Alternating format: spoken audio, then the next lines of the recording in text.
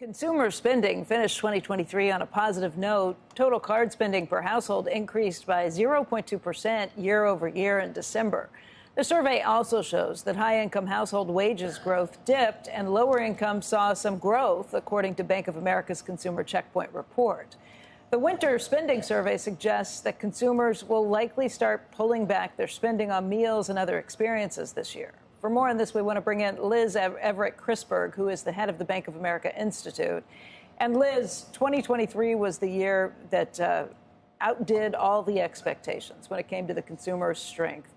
What do you think 2024 is shaping up to look like? Well, I think before we get to 2024, in December they announced that the word of the year for 2023 was Riz.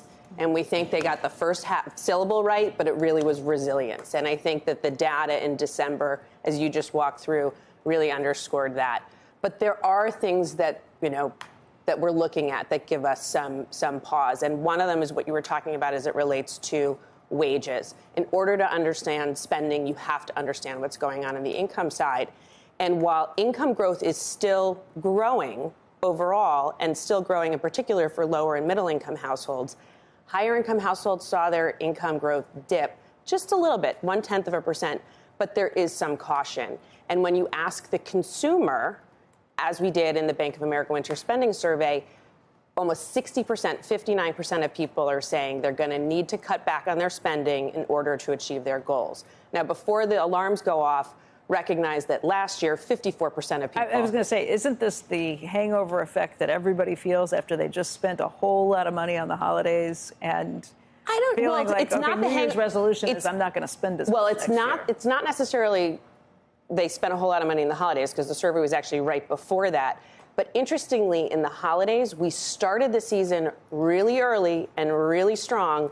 In November, we were up 0.9 when overall spending was only up 0.5%. But it's like when you run a marathon and you start out really strong and then you don't finish, right? So in December, holiday spending was down 1.5%.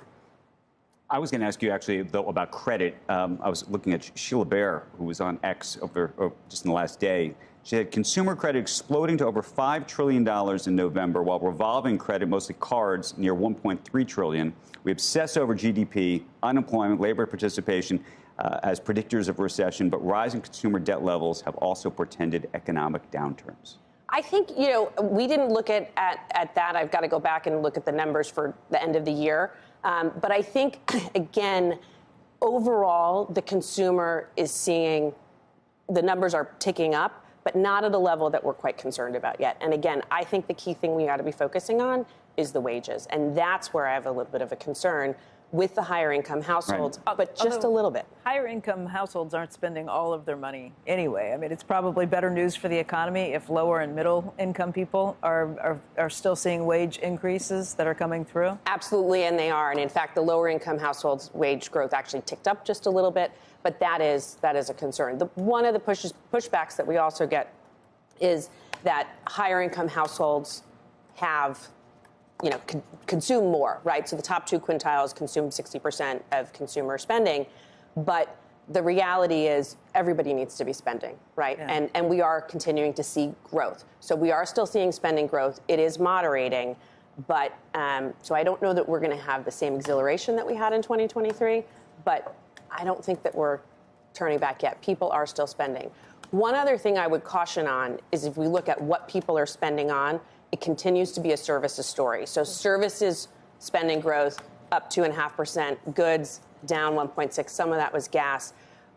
But when you think about that, some of that's because of inflation, right? And inflation is important. And even though people are saying they're going to cut back on dining out, on travel and whatnot, on events, you may still see services spending increase because of the non-discretionary services. So think about utilities, think about insurance, think about childcare. So you've got to look underneath the numbers as opposed to just that headline within services.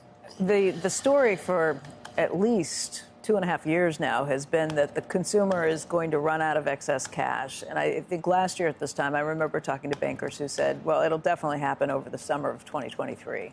Still hasn't happened, really. Still hasn't happened. Is this the new paradigm, the new normal? It still hasn't happened. And, you know, I think the other thing you have to think about is when people are looking at that excess cash, sometimes they may just be looking at deposit balances. Mm-hmm. But the reality is you've got to look at all of what a consumer has. And when you look at including credit card debt, as Andrew mentioned. Well, but you also have to look at their investments. Okay. Right? And where's the market?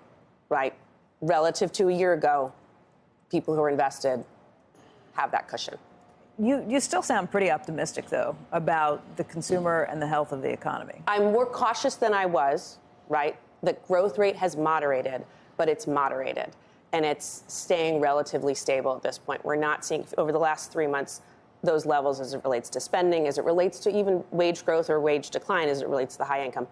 They're relatively stable. So I'm not throwing a New Year's Eve party, but I'm certainly. Were you guys doing this before the great financial crisis? I feel like the Institute is more recent than that. We launched in April of 22, so no, we weren't looking at it before the financial crisis. Do you have data that you go back and look at from that? We can't go back quite that far. We obviously go back before the pandemic and look at that.